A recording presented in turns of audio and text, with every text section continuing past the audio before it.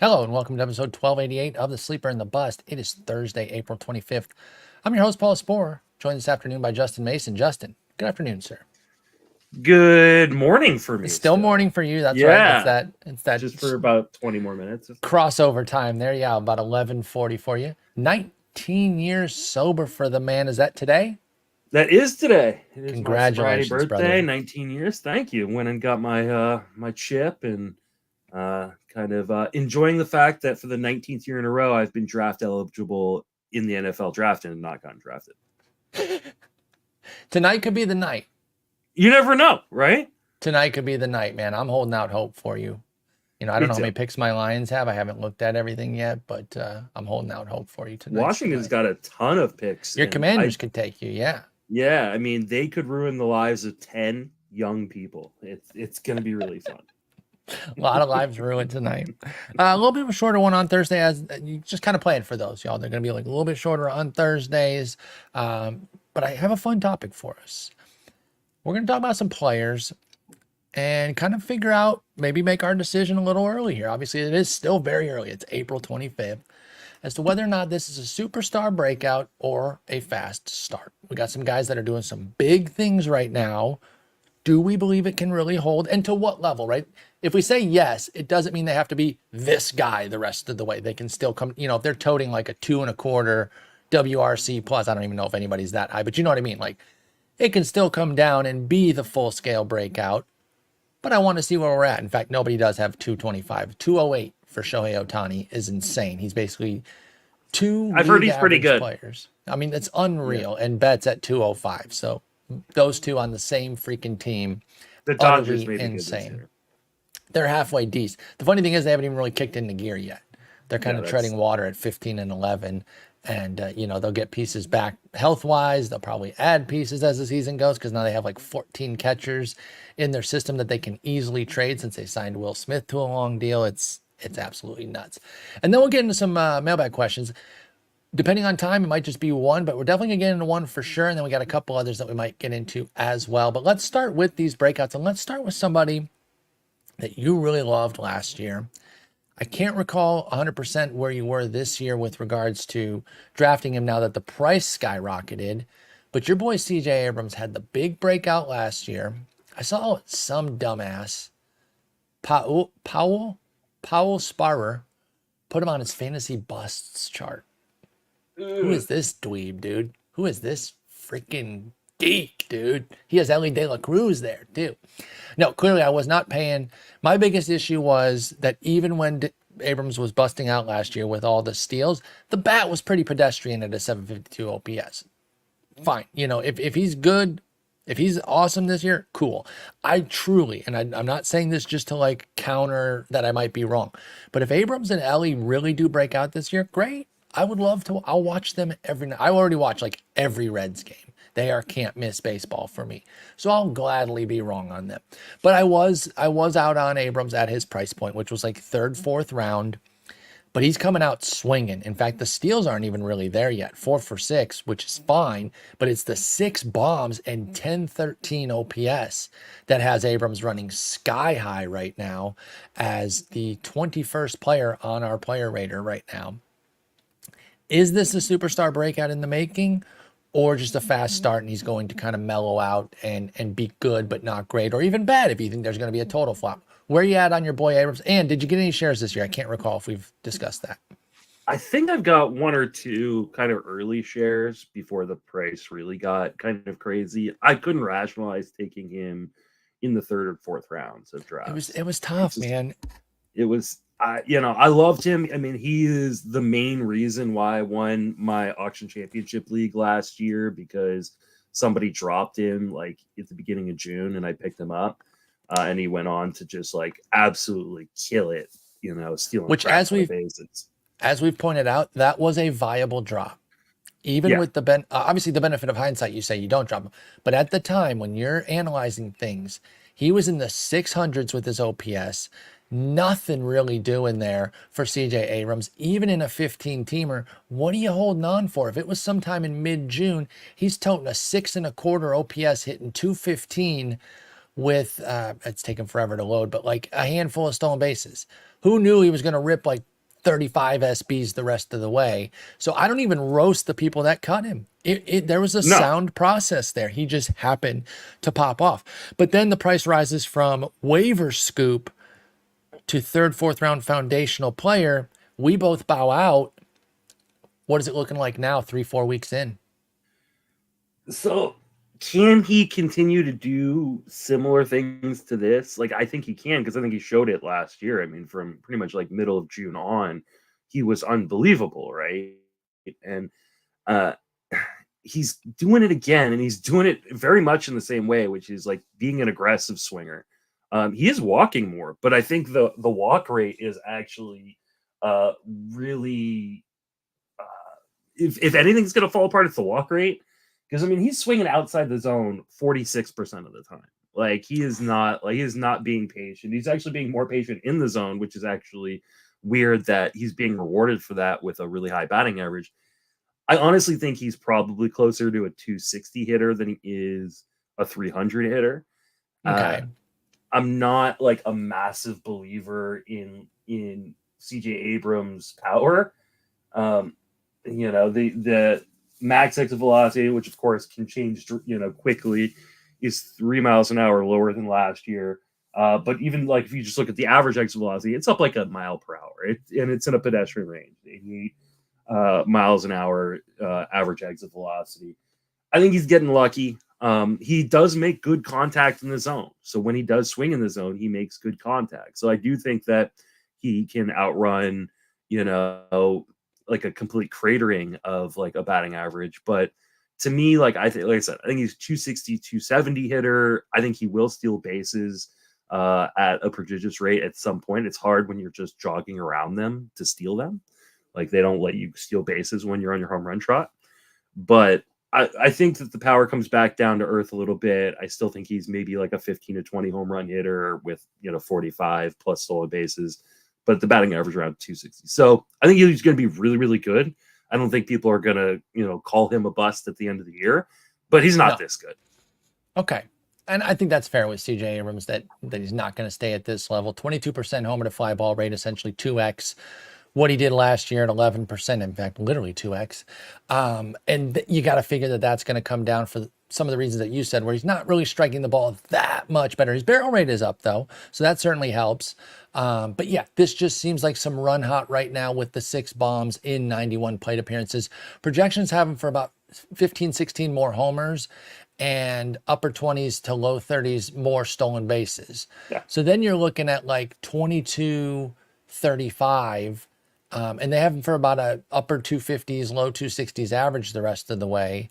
Now, let me add let me add that to what he's already done. Let me give him the most favorable one, which is Steamer's 261.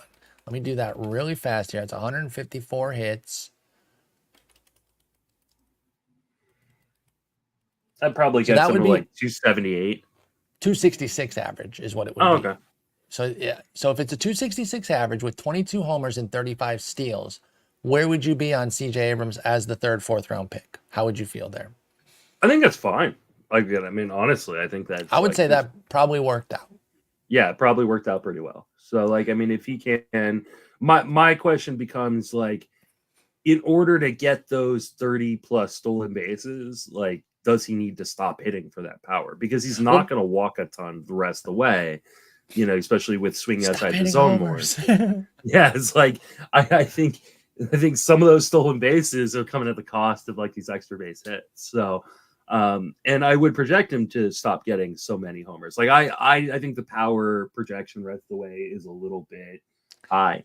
That's Personally. the part that I'm thinking, right? Like, is he Yeah. going to get to 22 for Abrams? Like, that I mean seems.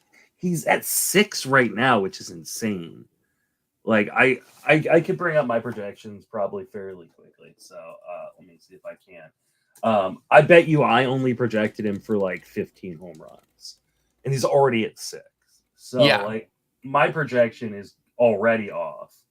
Let's see. I'll just sort by stolen bases because it's got to be towards the top of that. Dun, dun, dun.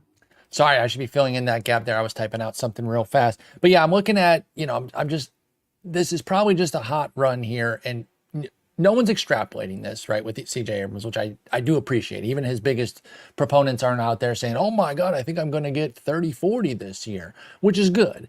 But I wonder if you're getting 6 of a 16-17 homer set, not 6 homers with 16-17 more in the tank. And Yeah, I projected him for 14 home runs and 40 stolen bases with a 249 batting average. And while it is hard sometimes to divorce yourself from the fact that, well, he already had 6 right now, why can't he hit another 14 from here? Like, I get that, but it's probably more prudent to say that this is 6 of the 14, 15, 16. And then, if he does go all the way with it, you can be more excited about CJ Abrams. So yeah, I think there's some validity to this in terms of he could end up getting, okay, let's bring it back down then. 17, 30, 260. Is that worth your 3rd, 4th round pick? Yeah, I think it is. So then you're still pretty comfortable with what you're getting there. What did you put him for? 15, 14 and what with Abrams? 14 and 40. With what batting average? 249. Okay, maybe that's where you fell short. Because I was going to say 14-40, maybe you should have taken him in 3rd, 4th. Mm-hmm. Yeah, I probably should have. He was on the cusp, and like I said, I did end up with him in a few leagues before he really jumped up, right? Because he was still more like 6th through 8th early on, if I recall correctly, on Abrams' price. Yeah, so I mean, I'm a little bummed I didn't get more of him, but he's also running hot right now. If he was hitting 114, I also with have a homer, him in dynasty leagues and things like that. So like, I get a little bit of love here. Next up is Josh Naylor. Now, for me, Josh Naylor's big breakout opportunity is simply staying healthy. I think if he can reach 550, 600 plate appearances, he just needs to be the guy he's been the last 2 years. That said, he's off to a fast start with 6 bombs, a 169 WRC plus, which is yielding a wonderful slash line. No steals yet, and that's not a big part of his game, but he is usually good for like 6, 7, 8. He had 10 last year, which was nice. I'm not worried about that part.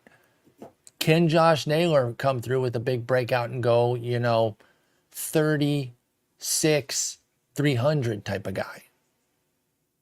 Is that something that's in the cards for Naylor? I mean, I think it is if he stays healthy. I think you're right that the biggest issue for him for Josh Naylor is the health aspect.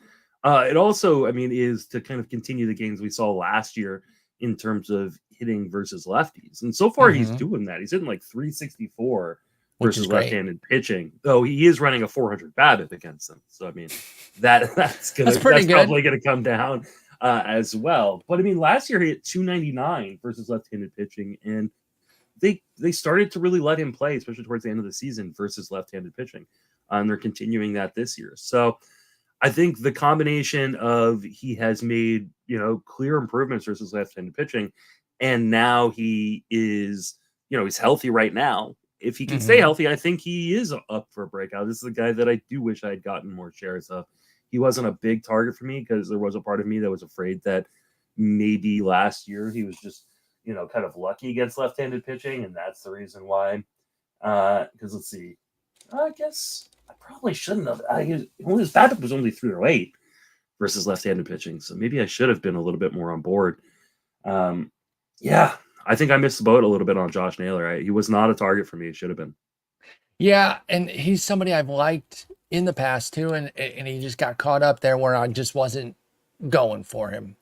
And that happens sometimes. You can love a guy and you just, maybe not love, right? And I think Jeff Erickson will call this out sometimes when someone says, I love the guy. It's like, well, maybe not, because you don't have him anywhere. If you loved him, you'd have him somewhere. So I like Josh Naylor. I think he's good.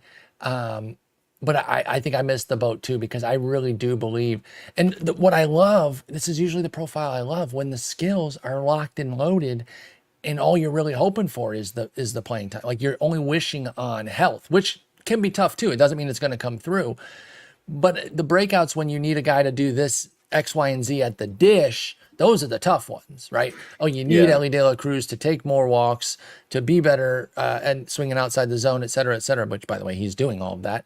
But, like, those are harder. With Josh Naylor, it's like, be Josh Naylor, but please be Josh Naylor for 140 plus games, and I'm getting a stud.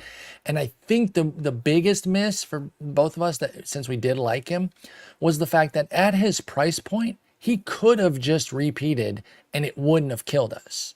Like, we didn't really even need him at pick 135 to be that much better. Like, he can live just being himself, and then there was the upside baked in.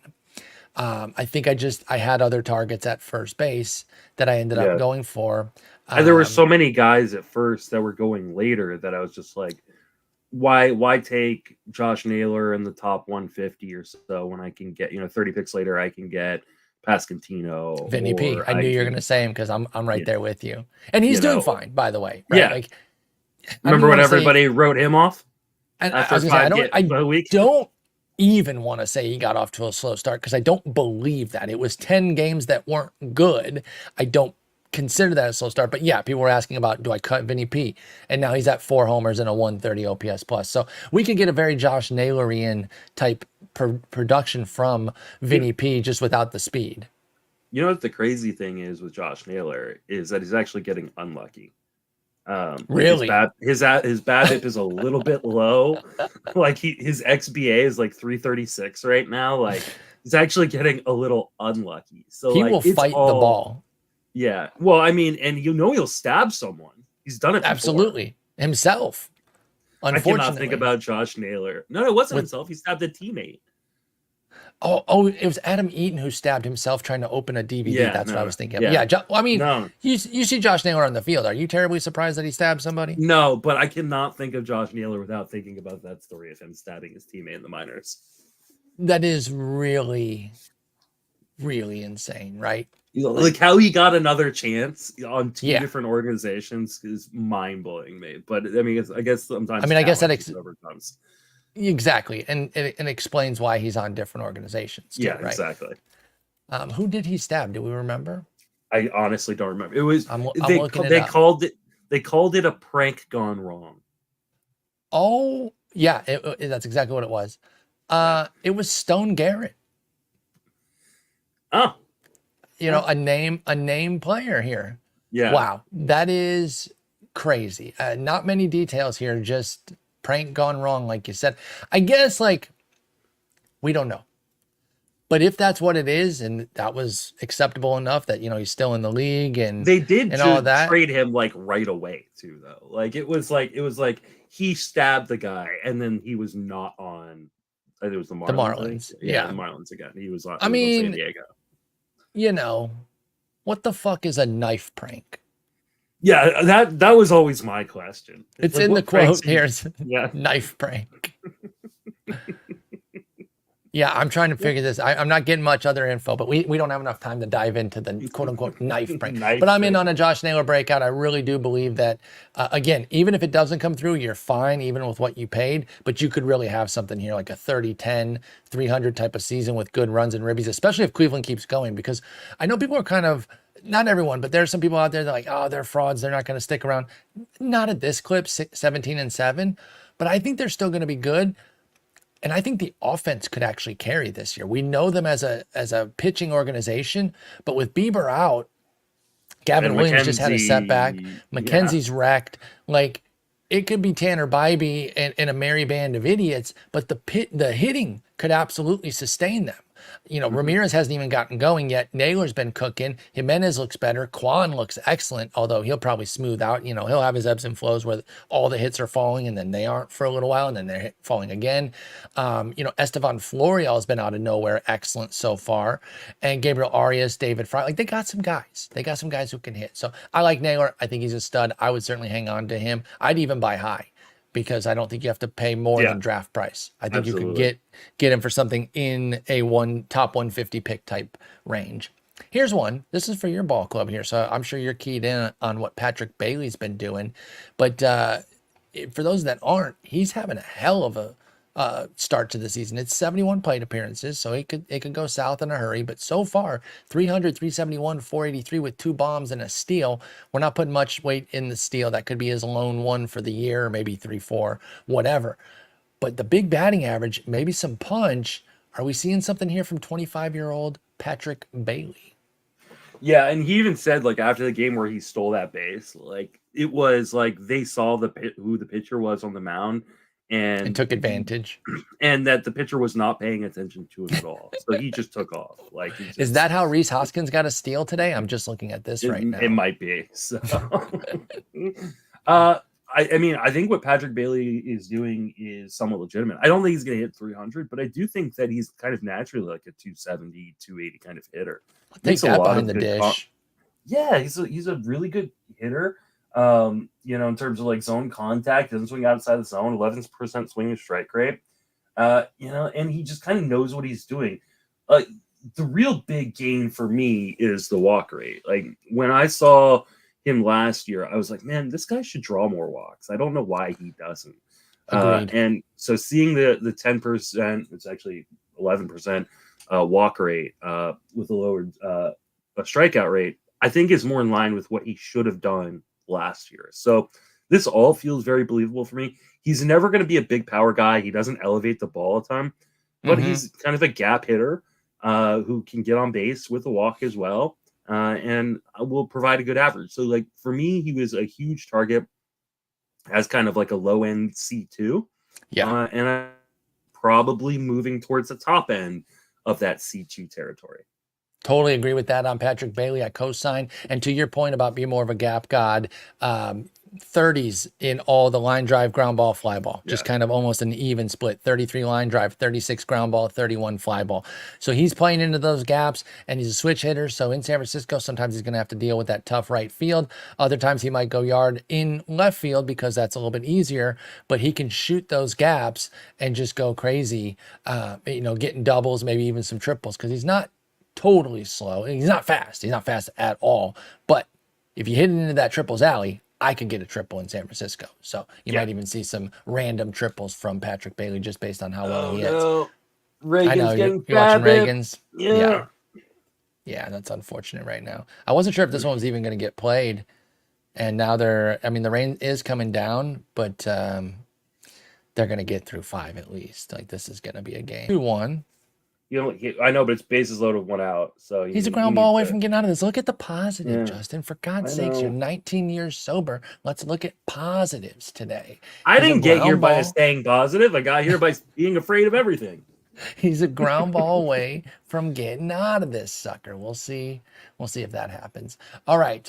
Next up on our list here, you knew we had to do a Baltimore guy, and we talked a lot about Colton Cowser when he did his big breakout week. So I figured it'd be excess to kind of repeat on him. And I think we both said that we believe that he's awesome, but maybe not to the level that he was doing. But what about Jordan Westbrook? I feel like he's always kind of underrated a bit in this class of amazing prospects that they have. And yet here he is with 5 homers, 4 steals already, 310, 370, 571. He's been on fire through 93 plate appearances. Is it real? Can Jordan Westbrook be in the midst of a superstar breakout or just a nice fast start? I think this is just a nice fast start. He is striking the ball better, right? He's got a 12% barrel rate. The average exit velocity is up quite a bit. So every ball he's hitting hard, and 58%. Yeah. Sorry, that's up 13 points from last year. So he is hitting the ball harder. He's making less contact while doing so. So I don't think that the batting average is going to sustain itself, and I worry that he's not a guy that's got prodigious power necessarily. And in that park in Baltimore, I mean, like, yeah, I know he's got 5 home runs, 4 stolen bases so far, hitting 310. It's all looking great. I'm not saying he's going to be bad. I'm not going to say he's going to fall apart. But when we talked about him earlier on in draft season, I kind of said, like, hey, I think this guy's an accumulator. And I just don't know what the, situation is going to be like in Baltimore when they start bringing up prospects, playing time. I think his playing time is now safe. Jackson Holiday looks completely overmatched. So even if they bring up Kobe Mayo, I think that Jackson Holiday would be the one who went down or lost playing time. Hey, maybe they weren't wrong to send him out.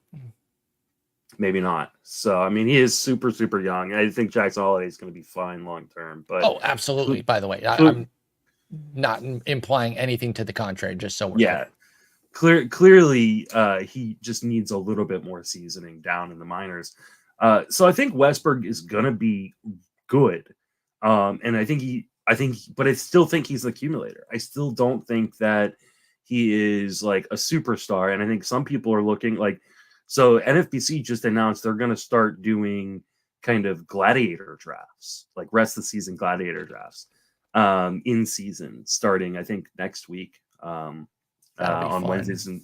Wednesdays and Thursdays. So I think they're standalone leagues. I don't think there's any sort of overall or anything because they're only doing like 2 or 3 a week. But watch out for Jordan Westberg to be going in like the top 6 or 7 rounds. I think that's a huge mistake. Like I think that's the beauty. Go ahead. I was gonna say, I think we definitely underrated him.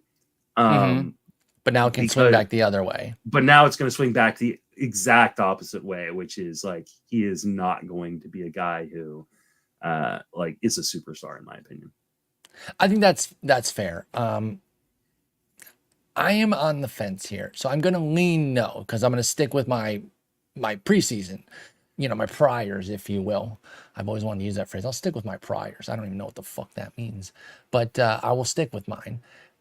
I love the 5 and 4, but if you had him down for, say, maybe you had Westberg down for 17 homers, 10 steals, well, I think 5 and 4 are out of that. I don't think that that's now pushing up to 22 and 10 or something like that. So yeah, I think it's a hot run. The plate skills aren't particularly strong. You mentioned that, he is striking the ball very well, but that will come down too. So yeah, I agree with you that he extended the leash on if he does have a cold snap, he's not just going to be down right away and Kobe Mayo comes up. They can give Jordan Westberg a nice long look. He could struggle a bit and not just have to be looking over his shoulder, which is nice comfort for a player, I imagine. But I think he's just off to a great start of what could be a solid season. By the way, it looks like Cole Reagan's really dealing with footing issues. He keeps going back, looking at the mud on his feet, keeps trying to scrape it off, and the little scraper is caked. Something about Toronto. Toronto was the team he fell down against last year. Yes, but that was in Toronto. But this is the rain here. Yeah, he's just cursed against this team. But he has a chance to get out of this. It's 2 outs and still only 1 run in. If he can get Kirk out, unfortunately, he's a big contact guy. So I can't imagine pitching in the rain. Like, I never pitched enough to declare myself a pitcher on any level. So I have no real experience there. I just think as particular as pitchers are, pitching in the rain seems like an effing nightmare. Like as particular as you got to be about playing like baseball in the rain in general, it seems like, because it's not like, at least football, you're running around constantly. Yeah. Like and it's not such a field game, football, right? No, it's not. But I mean, like, I remember, so I mean, I went to like boarding school for like early part of high school and in middle school, and it was in Northwestern Connecticut. And like we were a second half football team because we didn't have a visiting team locker room. But like I hated, because I was mostly a defensive player, I hated like having to sit on the sidelines when the offense was going. Like, so I couldn't imagine just like standing out in the outfield while it's raining and cold and stuff like that. And you know how I feel about cold weather. Yeah, no, you wouldn't be able to. I mean, you think 70 is cold weather. He got out of it. Oh my God, he did get out of it. It can be with the wrong type of wind, but I used to be more conditioned to it. We would have travel baseball tryouts in fucking February and March, and so that was never particularly fun. But anyway, let's move on. Jordan Westberg, we're leaning no on the real superstar breakout coming through. This one's more fantasy breakout because I think that Bryce Terang's batting line could come way down, but if he steals 50, then that is a breakout. He has 12 steals so far, 2 homers, and a great hitting line. It is there right now. But I think you can even make some exceptions for him where even if you think the hitting line, not craters, but like comes way down, like let's say he hits his projection the rest of the way, which is an 80 WRC plus. You could feasibly say that he does that and still has a fantasy breakout if it also comes with 30 plus steals. But where are you? Because the 12 for 12 on the bases with the hot plate skills and the great slash line so far has Bryce Terang looking excellent. Is this a breakout or fast start, pun intended, since he's running like crazy? I mean, I think it's both. He's got a 95% zone contact. I mean, that is. Do you just look at that at night and like in private time and have? Yeah, I uploaded a video to the black and yellow site with it just Bryce Terang making contact. I can't watch that in Texas. I can't access that site anymore. No, not that I would know. I've heard that. I've heard that. No, I didn't try to. No, I'm not even sure I know what site you're talking about. But I did not try to. I was told that you cannot. So, I mean, I think this is a breakout. Now, is he going to hit 300? No, I don't think he's going to hit 300. Like his XBA is around like 265-ish, I want to say. So again, his projection from here forward by all the projection systems is about an 80 WRC plus, which translates to about mid 240s batting average, low 300s OBP, and mid to upper 300s slug. Do you think Bryce Terang is going to be better than that the rest of the way? I do think he's going to be better. I think he's probably like a 260 to 270 hitter. I mean, when you're putting, and I know a lot of his contact is on the ground, but when you're fast, you're going to outrun that. You're going to find holes. When you're putting the ball in play, you give yourself the opportunity to get lucky. That breeds base knocks. Yeah, absolutely. And then he's also walking at an almost 10% clip. So like those stolen bases are going to come. Like he could steal 50 bases. It would not surprise me.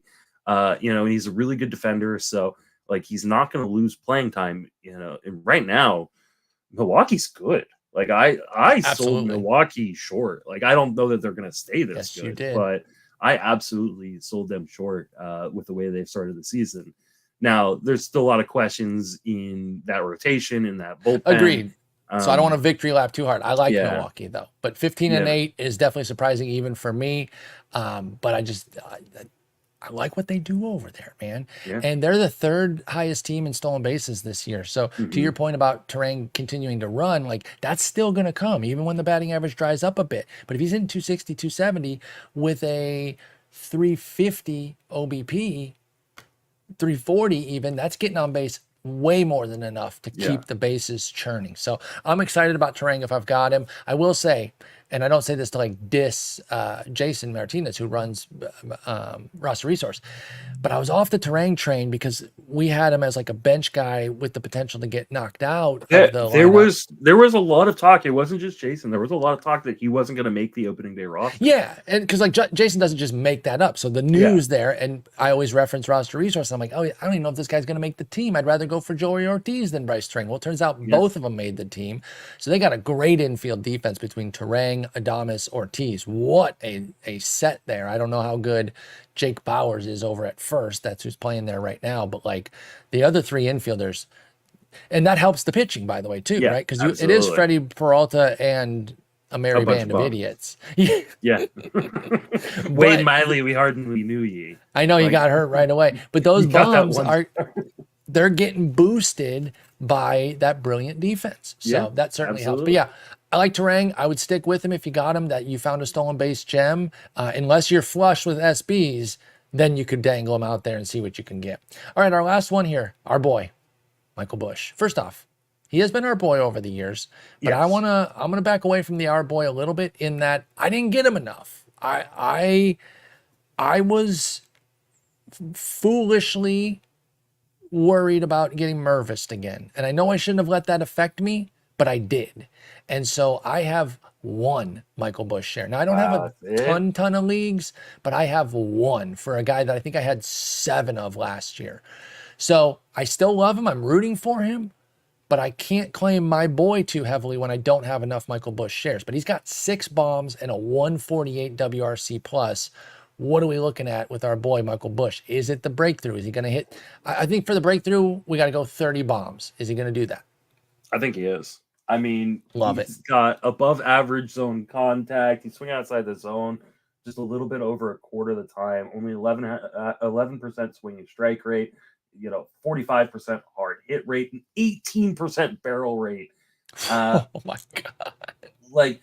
Yeah, I mean, I know he was running like a 300. And Adam Free. Oh, I thought Adam Frazier hit a home run. I was like, oh my God, no. I looked up and saw it too. The got me. Yep, the way they were looking at it, it looked like they were. No, he was just tracked it down. But yeah, so Michael Busch putting the world's earth on the mound right now, trying to try it. Busch been running hot. I mean, he's a 3 true outcomes guy, right? 11% walk rate, 33% K rate, and gobs upon gobs of power. Playing time is locked and loaded. You think he can go 30? being part of this team, can he go 30-90? This is a solid Cubs team, I no? think he can. Like the question is like how much do they let him hit against left-handed pitching? True. Um, like I think that can limit the upside, but I mean what he can do, and like he's hit lefties, halfway decently, I believe this year. I'm gonna double check that before I just While you're run. checking that, I'm going to see how often he's playing against the lefties because that's No, a he's big deal too. he's struggling. He's not playing very much. He's only gotten 11 plate appearances versus Yeah, lefties, he's only but he's started hitting two of the 100. five. Two of the Yeah, 5 games so against lefties for Michael Busch. But that's okay. Like that doesn't kill you. He can still hit 30. It might cut into the counting categories for Busch. yeah, for sure. So, but I mean, I think he should be rostered in just about every league. Like I mean, I guess 10 teams, it's hard to roster guys who are platooning unless it's a daily Check the lineup schedule. setting. Yeah, check the Yeah. schedule then. And if they have 1 or 0 lefties, then you get Michael Busch in because 30 plus power. I mean, I know 10 teamers got talent, but 30 plus power with 280 kind of average, because I think he could hit for a decent average because he strikes the ball so well that Yeah. I think he can hit. He strikes out a lot though, so maybe 270 is better. But I'll take 3270 in a 10 teamer too. I don't think you're I don't throwing that on the wire. I don't know that he's gonna strike out at the rate that he has so far. I know it's been, Okay. a 3% strikeout rate so far, but like he makes really good contact in the zone. He doesn't swing outside of it. Like Mm-hmm.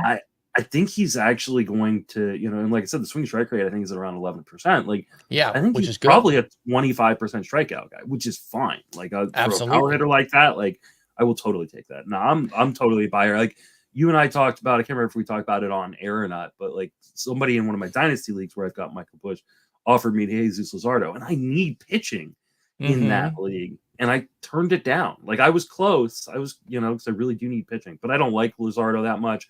Though I did trade for him in another trade. I just gave up a first round, first year player draft pick for him. So, but I held on to Michael Busch. I think that makes sense. Like I wouldn't have wanted to do that either. And I'm not even fully out on Luzardo or anything. I just think you could be looking at 35 bombs. Let's not get too crazy. It is early. We're not going to start extrapolating everything. But again, this is a guy we've loved for years. He finally got his opportunity. It is one of those things similar to the Burns deal for the O's, where they barely felt the what they gave up in Hall and Ortiz. The Dodgers don't blink giving up Busch, but that Yeah. doesn't mean that the Cubs didn't get a badass power hitter. So I'm very excited about Busch. I also think that we are witnessing his breakout here. I think he's going to hit 30 with a solid batting average too. All right, let's finish up with a really good question that we got the other day. Basically, just asking, what do we do for our daily fantasy prep? Like, what do you check? How to get a player before he heats up? Like, what do you go through on the day to day? Now, you're in like 712 leagues, so Yeah. your day to day is even tougher than what I go through. Well, why don't you start taking me through some of the stuff that you do on a given day to kind of get everything situated? So I think I've said this before, but one of the things that has actually helped my day-to-day prep is playing DFS because you Yeah. need to kind of be in tune with exactly what's going on. And obviously, I write a daily article over on Fangraphs for the Roto Write-Up, which kind of helps, kind of keeps me in tune. I'm really looking for core skills. What just happened? Oh no, Wait am till I you see that behind? catch. Yeah, you are. Okay, I'm behind. I'm It's behind by a positive. second. It's positive, but you're going to see something Okay. awesome. Sorry. All right. Isaiah Kiner left up 2-1 pitch. Oh, fastball top of the zone. Oh my God. Oh my God. Kyle Isbell, you are a god. Yes, Oh, he is, dude. That was wow. so sick. Sorry, That y'all. I was know probably annoying that for was, some people when we're watching that was a games little as bit we're shades of the Hunter Renfro catch where he just threw his hand up and somehow got exactly it. Yeah. because he kind of overran it and he's like, oh shit. And he That got will it. be leading off the road to write up tonight. That for sure. I love Kyle Isbell, and those uniforms are so clean. But Yeah, they anyway, are. so you mentioned DFS. I'm obviously a big OOTP guy. We talk about that all the time. Yeah. We have a game in our game called PT Live, which is essentially a DFS type of thing. You get points based off of players' real life performance. So the same thing there, where me checking that lineup first thing in the morning helps key me in Yeah. on the goings on. And so for the daily lineup leagues, that will help me. Oh, okay, I got to take this guy out, or I got to go see if he's doing what and whatnot. So, do you start your day by doing a DFS lineup or your DFS Yeah. article the night before? I don't do articles anymore for DFS, Okay. but We Yeah, do the road to usually. write up, Mhm. So which gets you in tune. usually the night before, one, I'm looking at, like, what handed pitchers hitters are going against, right? Like, Hmm. for me, like, obviously you want to try to maximize your, righties versus lefties, your lefties versus righties. The other thing I kind of do early on in the season, you don't have to sort by last 30 days or anything like Yeah. that, because we're still in the first 30 days. It's just But what we've got right now. exactly. But throughout the season, like, I'll shorten the time frames either down to 14 or 30 days. And Same. I'll go over to Fangraphs. I'll go to the leaderboard. I'll sort by whatever, versus lefties versus righties or last 30 days. And I go to the core skills. I'm looking at zone contact. I'm looking at O swing. I'm looking at barrel percentage. Do And you I'm just kind of seeing what names pop up to the top of the list on a lot of those charts. One of the reasons why I thought, like, say, a Suzuki, after his rookie season was going to be kind of a big guy is because he was the only qualified hitter in baseball that had a top 25 zone contact and a top 25 barrel percentage, right? I want Yep. guys who are making contact in the zone and barreling it up when they do. And so those are kind of the things I start to really look for. You just look for names that kind of pop out of nowhere. I also like to look, this is more when you're in your league and you're looking at free agents. When you talk Mhm. about those time sorts, the 30 days, 14 days, 7 days, I start with plate appearances. Who's playing? Yeah. Yep. Particularly, again, when you're talking about free agents. I don't do that when I go to the Fangraphs board like you're talking about, because you're going to get all the superstars up there and you don't need to know that Mookie Betts has the most plate appearances or whatever. But when you're in your free agents and you're looking like who's playing, and then do I I buy it? Do I think they I deserve typically that sort PT? by hits. So because I do the PA first, or AB if that's what they have, and then hits next, and then runs after yeah, that. Those are the first three I because start with, just to kind of see. yeah, I mean, for me, batting average is always something I'm trying to stay mindful of, right? Like, I just want Absolutely. guys who are, and if they're leading in hits, that means they're probably playing a lot because you don't get to lead in hits. Um, other resources I use are really smart people in the industry. Like, I Mm-hmm. I read a lot. I love, like, Nerd. that. Yeah. My wife will tell you, like, that I'm a book collector, not a book reader, and it's large part because Guilty. I'm reading, like, stuff about baseball on articles all the time. Like, Guilty. I'm constantly listening to podcasts. I'm constantly reading articles. Vlad Sedler's Fab article is like a must read every week. Love what Vlad does. For prospects, Matt Thompson is like my favorite prospect dude. Mm-hmm. I read anything that he writes. For podcasts, the RotoWire podcast, like, they do a fantastic The job. Sunday Roots night and one Barrels, specifically. The whole yeah. thing is great. I will cape for all of them, Hmm. but with my limited podcast listening time these days, the Sunday's the one I cannot miss. Yeah, Scott and Jeff, for me, just hanging out with them. You're usually in the chat. I'm in the yep. chat a lot of the times with a lot of other great people. Our boy PJ, who's in the fantasy community and in a lot of streams and everything. Love chatting with him. There's characters in there that I'm not going to name because I'm not trying to be nasty to them, but like there's people that they like to say crazy things in that chat too. But it's a lot of fun. The Sunday night, if you're available, go to YouTube, Hmm. go search RotoWire Fantasy Baseball. It usually starts around 10 Central, and it's a blast for an hour and a half. They're really engaging with the chat all the time too. And just listening to Jeff Erickson, Scott Jenstead is awesome. I love it. And people in the chat are answering questions too, because they can't answer every one. So you'll get smart people and someone like me, so smart people and dumb people in Hmm. there answering. I said it before Justin could, answering the questions and trying to help people out, like, oh, who should I start here? And, oh, well, maybe I would start this guy because he's going to Oakland or whatever the case may be. So stuff like that is great. What about when you're trying to get the jump on, like, let's say prospects? What do you do for prospecting? Do you do anything, or do you just wait till they get called up? I don't do a lot for prospects because, one, there's only so much bandwidth I've got, I right? was just about to say your bandwidth has Like to be too stretched to yeah, really just absorb all the prospect stuff. I'm playing in 20 something redraft leagues, and then I've got my dynasty and keeper leagues and stuff. So I outsource. Like, I Yeah. really do. Like, guys like James Anderson, guys like Matt Thompson, guys like Chris Clegg and Eric Cross and the Welsh, and like I have like a bunch of like those guys that what I do is I have a sheet that takes the ranks of all of my prospect guys Mm-hmm. and it averages together. And that's how I come up with my own personal, like for Dynasty Leagues. That's how I come up with my own personal That's prospect awesome. ranks, and it's a massive sheet. And then I just update it usually about every 2 weeks to a month. Sweet. And then I just make sure I'm following those guys. Cause when, someone like Chris Clegg or Matt Thompson goes, hey, like this guy is going to be up here soon. You're going to want to grab him. I listen to him. Like, Yeah. and you gotta trust the people that you trust. So finding like John Sickles back in the day was like the guy that I love. Oh man, that's a Like throwback. Johnny right. Sick, dude. But now there's like a million prospect guys. So find like the 3, 4, 5 guys that you really trust that Yep. have a good track record, and kind of follow them. Like and because you don't want to get oversaturated, True. You because get there are a too many million different guys. opinions. You can find the positive and negative opinion on damn near every player. Yeah. And it's because prospecting is hard, not because, these people are like bad or something like that. Mm-hmm. But, you have your different takes based on what you see, just the way we do about pro players, about major league players. Obviously, minor leaguers are pros too.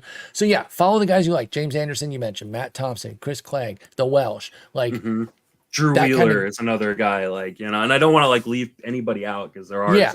like if you look at my sheet, there's probably like 15 names on there. Oh, that's amazing. That like it's a pain in the ass to like redo every, I bet because there's a it way goes you like could automate it. 500. I'm sure there is, but I'm not smart either. If I was smart, I wouldn't need other people. I am a moron, but I could help you fix like that. You should be able to copy paste them into each their own tab and then the front page updates. I could maybe help you with something like that. But anyway, that's a great way to kind of keep up on the prospects. My bandwidth has gotten such to where I do pay more attention to the guys in the minors, but I still rely on the folks that you're talking about that like when someone comes up, I want to know what they think because I don't think I'm like some great minor league guy to begin with. So I do my best that I can to keep up on the name so I at least know them. And I always talk about how OOTP helps me do that too when I'm playing the base game and like Chase DeLauder becomes a superstar. I'm like, well, now I know who Chase DeLauder is. And he might not become a superstar in real life, but because he did an OOTP, I now at least am in tune with him and I'm following him now. And so he's not a complete surprise name when he pops up. I'm also, and I think this is part of like my quote unquote daily prep or my in-season prep. I don't know if it's a daily thing. I'm a rabbit hole chaser. And that can be really, really frustrating, but it's also really, really valuable. So like I will hear a name or I will hear somebody in the industry that I trust talk about someone and it'll send me on a rabbit hole. So like Jordan Westberg, like I think is a really, really good example of a guy that I'm about to go down a rabbit hole with because I've had my feelings on Jordan Westberg. And like you said, you're on the fence. Well, my conversation with Dave McDonald and the Friends of Fantasy Benefits podcast, he's huge on Jordan Westberg. Okay. So I got to figure out like that gives me an opportunity to challenge myself and go like, so one of the things I said, like, I'm going to sit down here one of these nights where maybe like it's a short slate or something and like pull up a swing comparison, like look at his swing from last year, put it next to his swing from this year and see like it allows me to go, okay, hey, I'm going to break apart everything I need. And, the things you should be looking at are those core skills, right? Where's the exit velocity at? Has something changed to like change that exit velocity? Or is he just hitting the ball hard for right now? Exactly. Is he making better contact or not making better contact in the zone? Being willing to do the kind of the rabbit hole chasing, I think is really important. I totally agree. And hey, tonight might be that night. Their last game starts at 6 and there's only one. And you can have the draft on one screen and then you can do your Jordan Westberg analysis on the other. Another thing I do, it's very simple. I look at the box scores every single day. It's the first thing I do. I love doing it. And, I have a show where I do it. I'm not using that to it wasn't a segue there, incidental segue, if you will.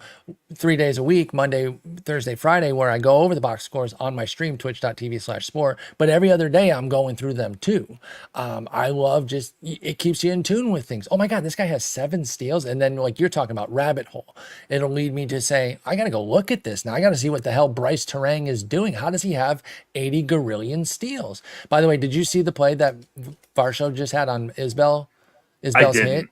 So Isbell ripped No. a triple, and it was almost the same exact type of play. And listen, Varsho's a really good defender, but I wonder if Isbell was running around the bases like, you're not me, brother. You can't catch that. Because he went for the same kind of catch, and it went over his glove, and Isbell got a triple out of it. They need to give this game a rest right now. There's too much rain right now. None of these guys can get a grip on anything. Anyway, but yeah, box scores, staying on top of the waivers, like who's available and what they're doing, outsourcing the prospect stuff unless you are a prospect fan, and really just trying to stay in tune as much as I can. You can't cover everything. Don't be afraid to lean on resources. That's why we have jobs, because people are open, they got their lives going, so they lean on us to do things and bridge some of those gaps. But I think if you can only do a couple things, box scoring every day to try to see what's going on in every game, and following 2, 3, 4 prospect guys that you really like will really help, because prospects are just such a big part Yeah. of fantasy now. They have really changed the landscape. And if you don't know who any of these guys are coming up, you're going to be behind the curve. It's just that simple. So I think hopefully that helps some. If you have any further questions that you want us to expound on with regards to that, let us know. But we got to get you going, because you got to get your garage door fixed. Yeah, the Something workers happened here with it. out in my front yard right now. So All right. Well, we will talk tomorrow morning. We'll go over the 2-start slate and maybe a couple of these other questions, depending on what sort of time we have. I'll talk to you bright and early tomorrow morning. Congratulations Thank you. again on 19 years, brother. I love you. Thank you. Love you too.